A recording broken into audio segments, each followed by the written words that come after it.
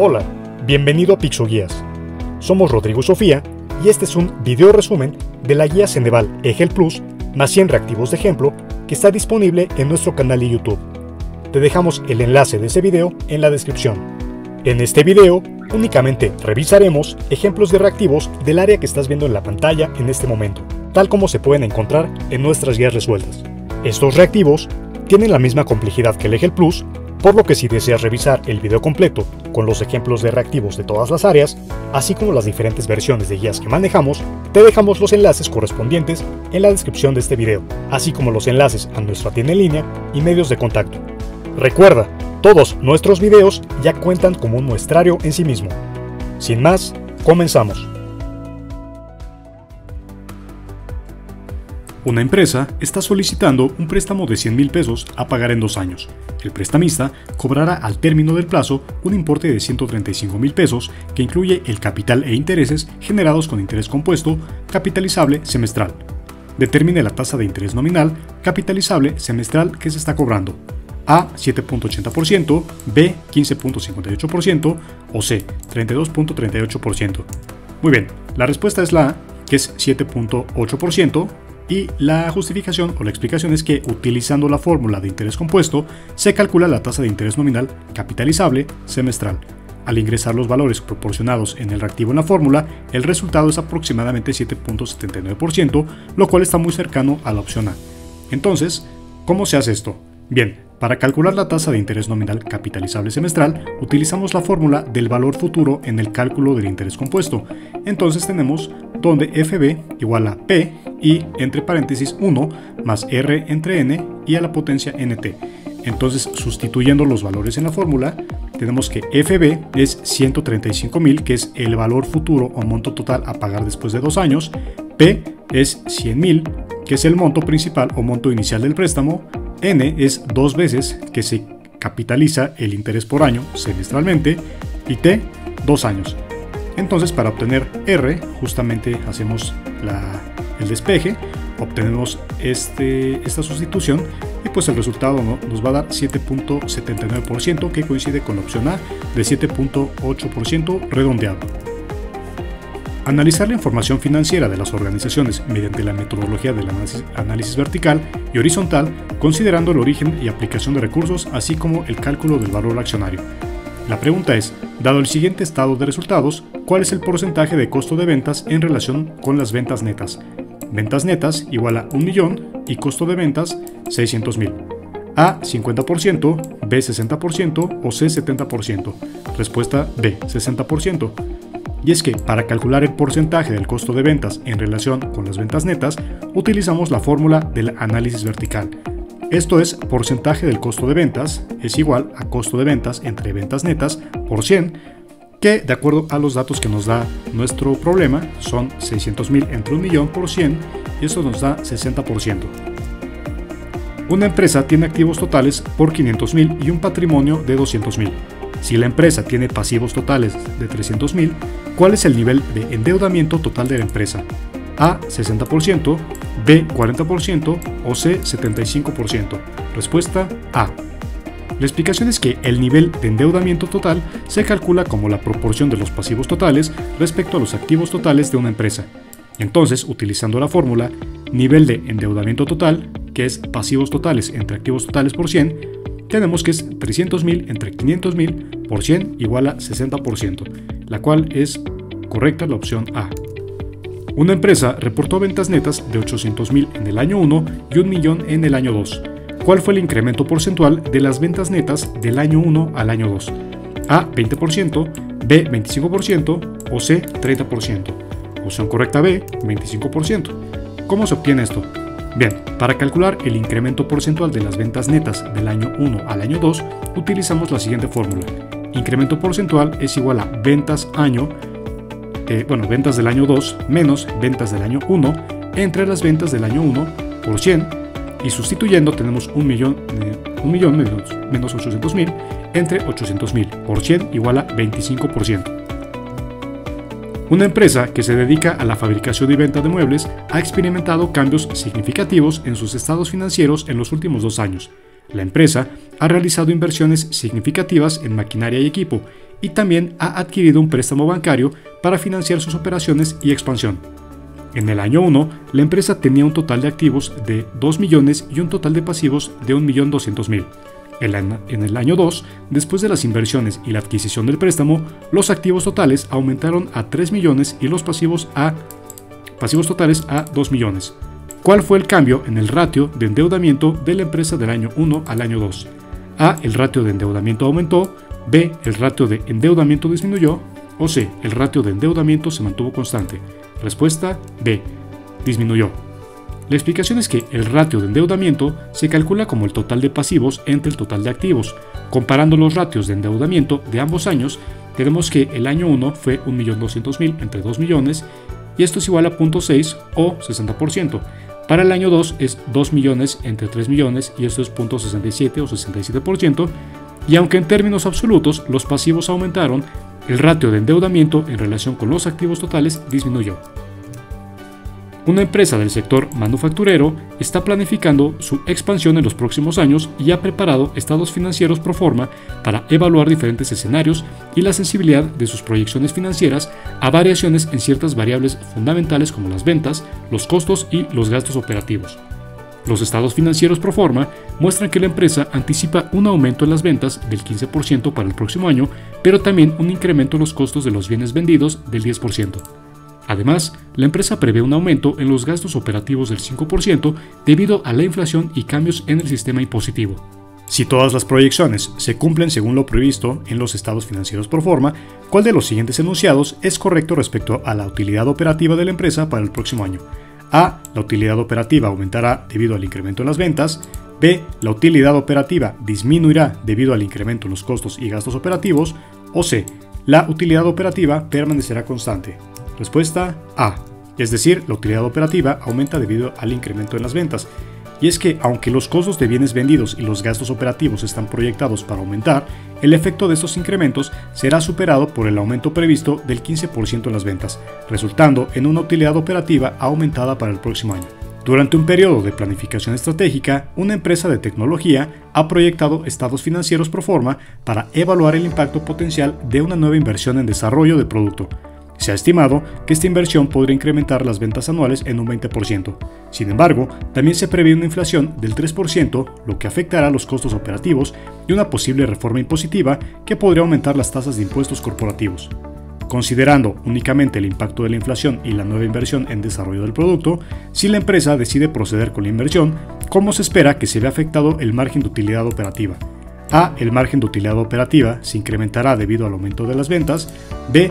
El margen de utilidad operativa disminuirá debido a la inflación.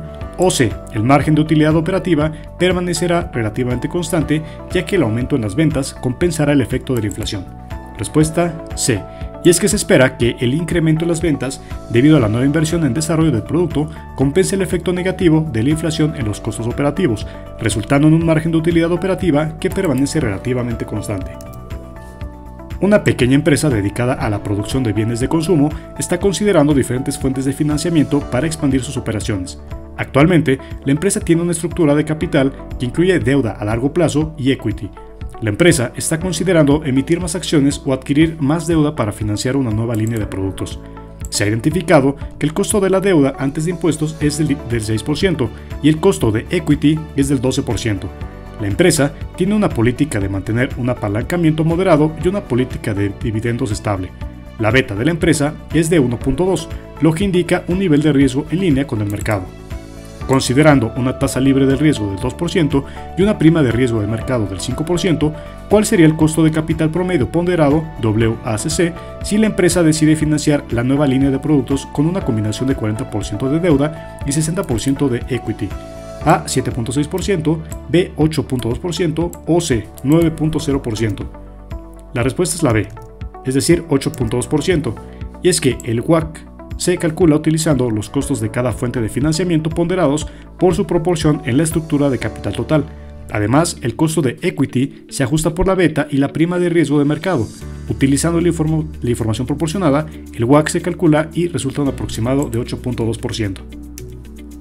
Una empresa emergente en el sector de energías renovables está evaluando opciones para financiar un innovador proyecto de energía solar. La estructura de capital actual de la empresa consiste en una combinación de deuda y equity.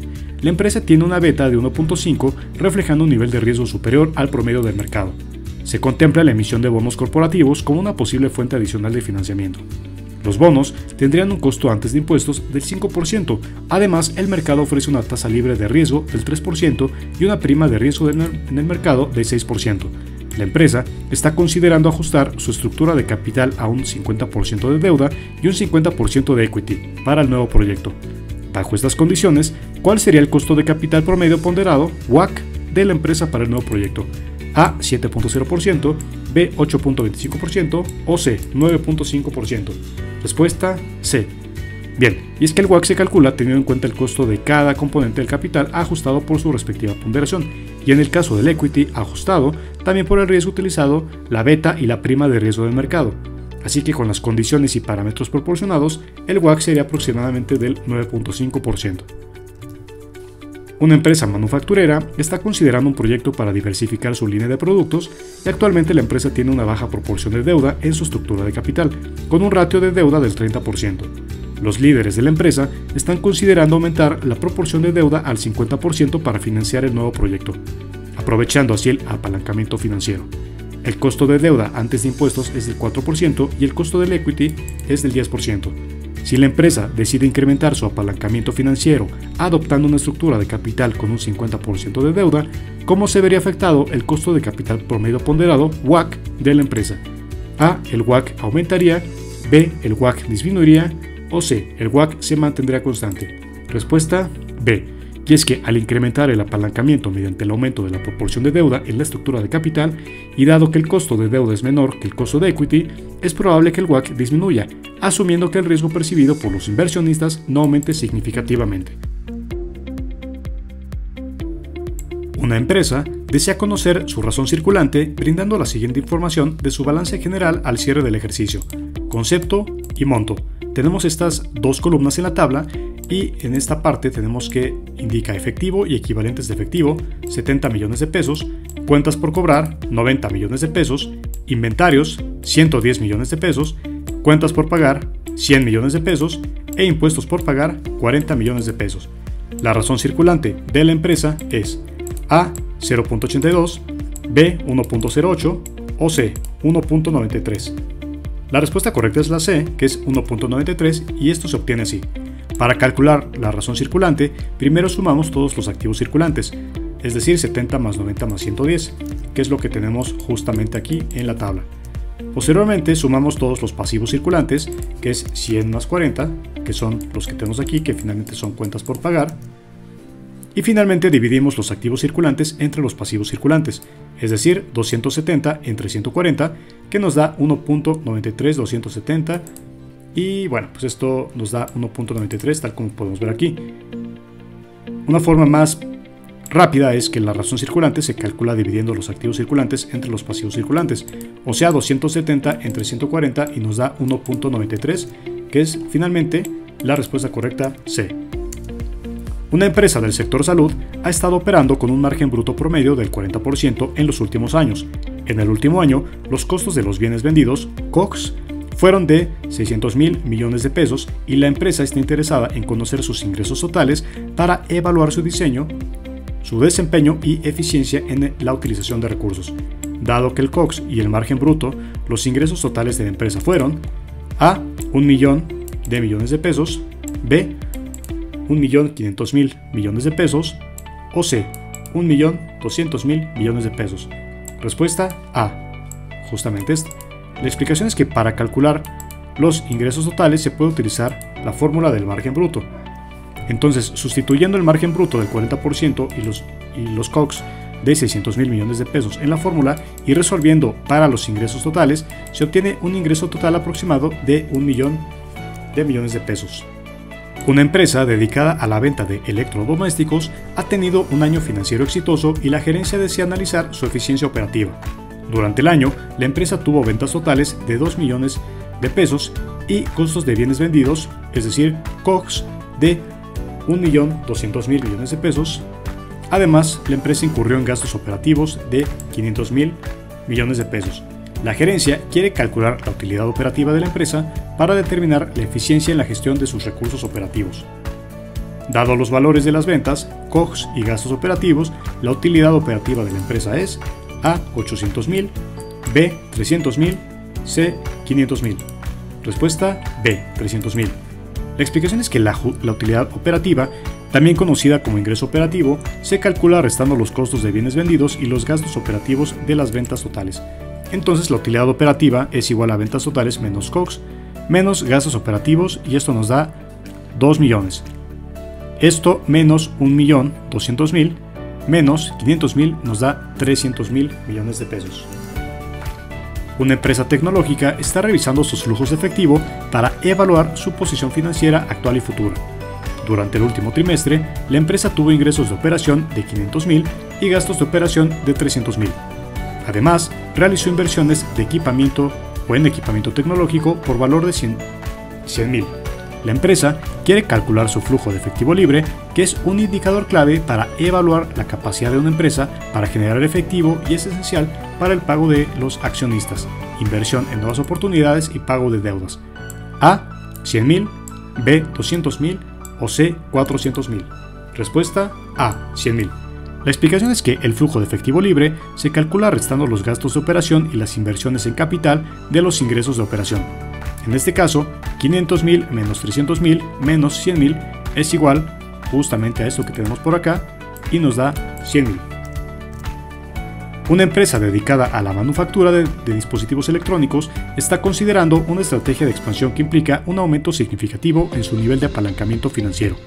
La administración ha desarrollado varios escenarios para evaluar los posibles riesgos y beneficios de esta estrategia. En uno de los escenarios, la empresa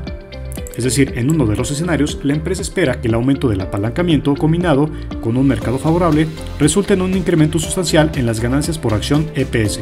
Sin embargo, también existe un escenario pesimista donde los costos de intereses aumentan considerablemente, afectando negativamente el EPS. En este caso, ¿cuál es el escenario? A. El apalancamiento resultará en una disminución del valor de la empresa. B. Incrementará significativamente el valor de la empresa en escenarios favorables, pero lo reducirá en escenarios desfavorables. O C. El apalancamiento no tendrá un impacto significativo en el valor de la empresa. La opción correcta es la B. Puedes ponerle pausa al video para revisar la explicación. Una empresa de manufactura con operaciones tanto en Estados Unidos como en Europa está considerando ajustar su estructura de capital. Actualmente, la empresa tiene una proporción de deuda del 40% y equity del 60%. La deuda está compuesta por bonos con diferentes vencimientos y tasas de interés. Debido a su presencia internacional, la empresa está expuesta a fluctuaciones en las tasas de interés y tipos de cambio. La gerencia ha observado una tendencia de incremento en las tasas de interés y está considerando la posibilidad de usar derivados financieros, como swaps de tasas de interés, para gestionar el riesgo. Además, la gerencia está considerando la posibilidad de aumentar la proporción de deuda al 50% para aprovechar los beneficios fiscales asociados con los pagos de intereses de la deuda. Entonces, nos preguntan exactamente cuál es el mejor escenario. Aumentar la proporción de deuda y usar swaps de tasas de interés para gestionar el riesgo de fluctuación de tasas de interés. B. Mantener la estructura de capital actual y no usar derivados financieros, aceptando el riesgo de fluctuación de tasas de interés. O C. Reducir la proporción de deuda y evitar el uso de derivados financieros para mantener una postura financiera más conservadora. Respuesta A. Es decir, aumentar la proporción de deuda puede ser beneficioso debido a las deducciones fiscales asociadas con los pagos de intereses. Usar swaps de tasas de interés puede ayudar a gestionar y mitigar los riesgos asociados con las fluctuaciones en las tasas de interés, protegiendo así a la empresa contra aumentos futuros en los costos de la deuda. Una empresa con operaciones internacionales tiene previsto un plan para el próximo año. La estrategia actual incluye mantener altos niveles de inventario y una estructura de capital con un apalancamiento moderado. La empresa es vulnerable a las fluctuaciones del tipo de cambio y sigue una política de dividendos constante. Dadas estas condiciones, la empresa está evaluando ajustes estratégicos para mejorar su evaluación. Entonces, ¿cuál es el mejor escenario? A. Optimizar inventarios, implementar coberturas cambiarias y revisar las políticas de dividendos. B. Mantener la estrategia actual sin cambios.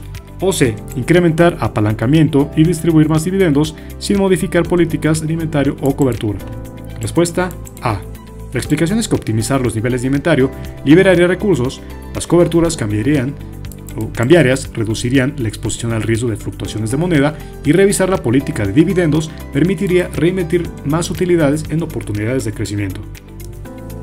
Una empresa mexicana líder en la industria de la moda, con ingresos anuales de 1.200 millones de pesos, está evaluando su estrategia financiera ante cambios en el mercado y fluctuaciones en el tipo de cambio pesos-dólares. Actualmente, la empresa mantiene un inventario valorado en 200 millones de pesos y tiene una deuda de 500 millones de pesos. La empresa tiene una política constante de dividendos y busca optimizar su capital de trabajo y estructura de financiamiento. Dado el contexto económico y los objetivos estratégicos, la empresa debería: A. Disminuir el inventario a 150 millones de pesos, incrementar las coberturas cambiarias y mantener la política de dividendos. B. Mantener la estrategia actual sin cambios. O C. Aumentar el inventario a 250 millones y reducir las coberturas cambiarias. Opción correcta A. Y es que al reducir el inventario, liberaría recursos para otras oportunidades estratégicas. Incrementar las coberturas cambiarias ayudaría a mitigar los riesgos asociados con la fluctuación del tipo de cambio y mantener la política de dividendos daría certeza a los inversionistas, alineando la estrategia financiera con el objetivo de maximizar el valor de la empresa. Una empresa mexicana en el sector de alimentos procesados está realizando una revisión estratégica de sus operaciones financieras. La empresa tiene ventas anuales de 3.000 millones de pesos y un costo de bienes vendidos, COGS, de 2.000 millones de pesos. Además, mantiene inventarios que ascienden a 500 millones de pesos y ha adquirido deuda a corto plazo de 700 millones de pesos para financiar su capital de trabajo. Ante variaciones recientes en el tipo de cambio, pesos-dólares y tasas de interés, la empresa está contemplando ajustes en su estrategia financiera para proteger su posición competitiva y maximizar el valor para los accionistas. Ante este escenario, ¿qué es lo mejor que hay que hacer? Bien, nos vamos a la respuesta que es la A, que dice que es aumentar las coberturas cambiarias y evaluar opciones para refinanciar la deuda a corto plazo a una tasa más favorable. Justamente esa es la respuesta correcta. Una corporación en el sector energético está evaluando la posibilidad de adquirir una nueva empresa. Para realizar una propuesta adecuada y tomar decisiones sobre la financiación, necesitan calcular su WACC considerando diversos factores que influirán en esta métrica crucial. Entonces, con relación al WACC, tenemos que relacionar estas descripciones. Nos vamos a la respuesta correcta, que es la A, que nos dice lo siguiente. 1. Análisis de la estructura actual de capital. Se va a relacionar con la determinación de la proporción óptima de deuda y capital propio para minimizar el costo de capital. 2. Impacto de los cambios en la política fiscal y tasas de interés, con evaluación de cómo los cambios en las políticas gubernamentales y las tasas pueden afectar el costo del endeudamiento y el retorno sobre el capital. 3. Estrategias frente a posibles escenarios económicos adversos, con la D. Necesidad de estrategias para mitigar posibles impactos negativos en los costos de capital debido a fluctuaciones económicas. 4. Planificación de fusiones y adquisiciones, con A. Implicaciones de fusiones y adquisiciones en la estabilidad financiera y expectativas de crecimiento. Y finalmente 5. Revisión de las inversiones actuales y oportunidades de reinversión, con la C. Influencia en el ajuste de la tasa de descuento utilizada para valorar proyectos y adquisiciones potenciales. Una empresa emergente de biotecnología busca optimizar sus recursos financieros para garantizar la sostenibilidad y el éxito en sus proyectos de investigación y desarrollo. Para ello, la dirección ha decidido realizar un análisis exhaustivo utilizando diversas razones financieras que le permitan obtener una visión clara de su desempeño y tomar decisiones informadas sobre futuras inversiones y financiamientos. Relacione las razones financieras con sus implicaciones. Nos vamos a la respuesta correcta, que es la C, y tenemos aquí que la razón corriente se relaciona con que evalúa la liquidez de corto plazo comparando los activos más líquidos con las obligaciones a corto plazo. 2. Margen de utilidad bruta, con que determina la capacidad de la empresa para generar ingresos suficientes para cubrir sus costos operativos y tener beneficios. 3. Rotación de inventarios, con D. Refleja cuán rápidamente la empresa vende su inventario en un periodo. Y 4. Que es retorno sobre el capital, ROE, con que mide la eficiencia en la utilización de la mano de obra y materiales en el proceso de producción. Una empresa de manufactura en México ha experimentado fluctuaciones significativas en sus ingresos y costos durante los últimos 2 años. La dirección está interesada en entender las causas subyacentes y el impacto en el valor de la empresa, para lo cual se propone un análisis exhaustivo de sus estados financieros. Relacione la categoría con su descripción correspondiente. Entonces tenemos aquí la respuesta correcta, que es la A, que nos dice que el análisis vertical se relaciona con que este enfoque permitirá a la empresa evaluar la proporción de cada partida en el estado de resultados y el balance general respecto al total, mostrando la estructura de sus recursos. 2. El análisis horizontal. Mediante esta técnica, la dirección podrá observar la evolución y el crecimiento de las partidas en los estados financieros durante los últimos 2 años, identificando tendencias y anomalías.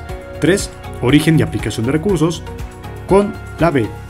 En este caso, que esta revisión es crucial para entender cómo la empresa ha financiado sus operaciones y activos, además de cómo ha empleado sus recursos, posiblemente reflejando las fluctuaciones en ingresos y costos.